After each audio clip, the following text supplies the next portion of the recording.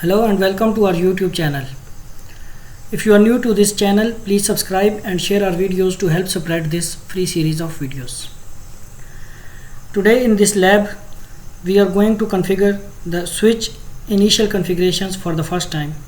I will upload the link of this lab in the description and you can download it and work on this lab at your own. Let's start. In this lab, we are going to these 5 objectives for the switch 1 and then we will repeat all these steps for the switch 2 as well. We will verify the default switch configurations and then we will configure the switch initial configurations for the first time. We will also configure message of the day banner and then we will save all the configurations from running configuration into NVRAM, which is startup configuration. So let's start. First of all, we will verify the default switch configurations. We will be entered into the privileged exit mode by typing the command enable. Let's start. Let's access this switch 1.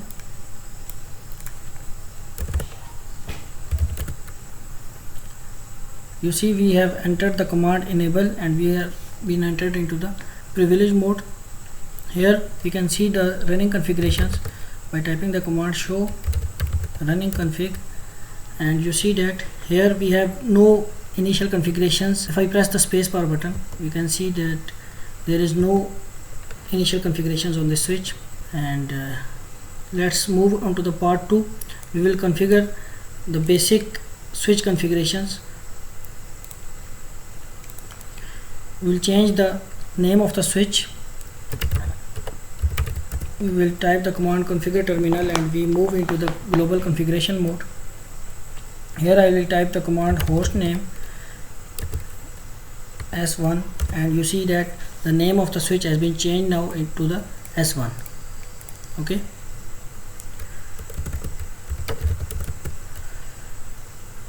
Now we are going to secure the console line of the switch. Console line. Let's move into the global configuration mode by typing the command configure terminal. Here we will type the command line console 0. You see we have been entered into the global line configuration mode. Now here we will type the command password let me in, and the password is let me in, and we need to type the command login so that the configurations should be applied on the login whenever someone going to log in this switch.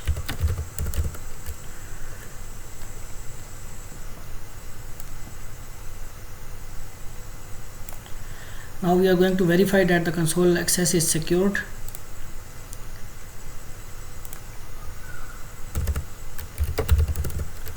Show running config and we can see that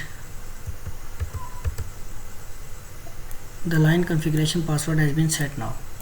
Now we will secure the privileged mode of this switch. We'll go into the global configuration mode. Here I will type the command enable password and the password is C1 $C0.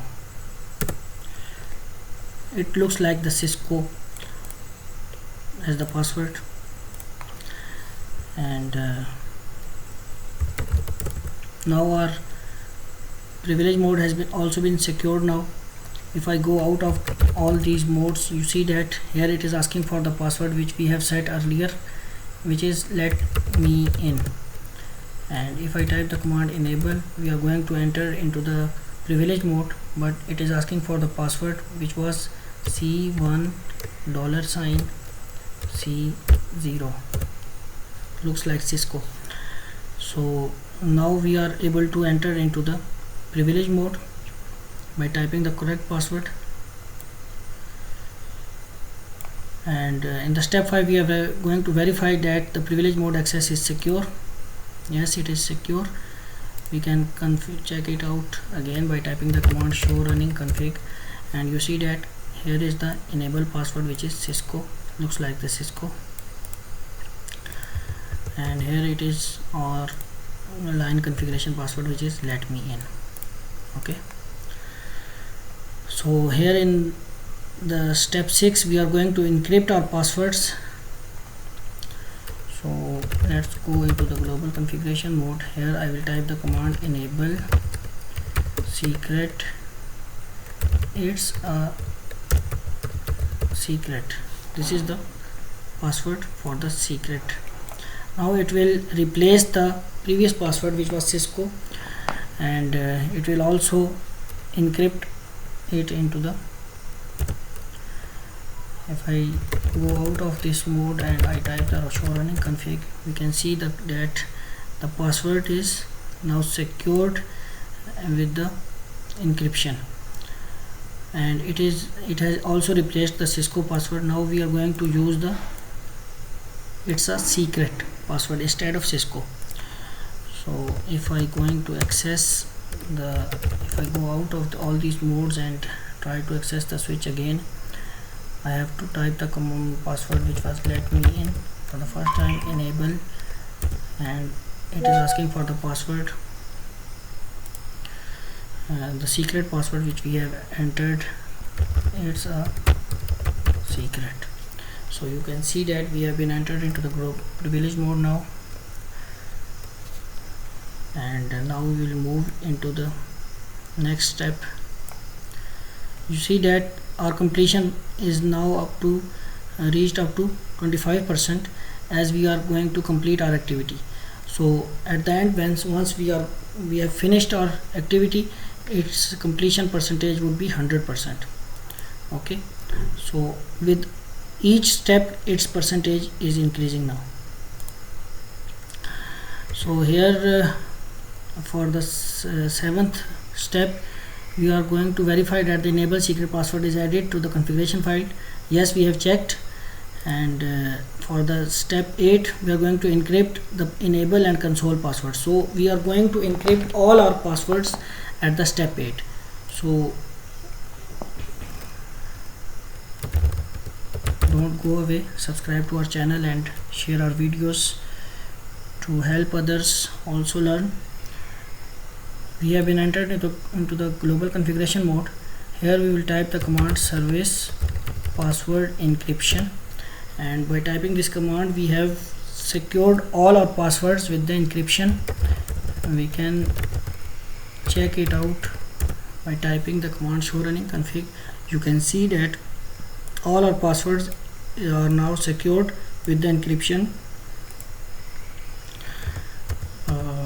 If I come onto the line console password which was let me in, it has also been secured with the encryption by typing the command service password encryption.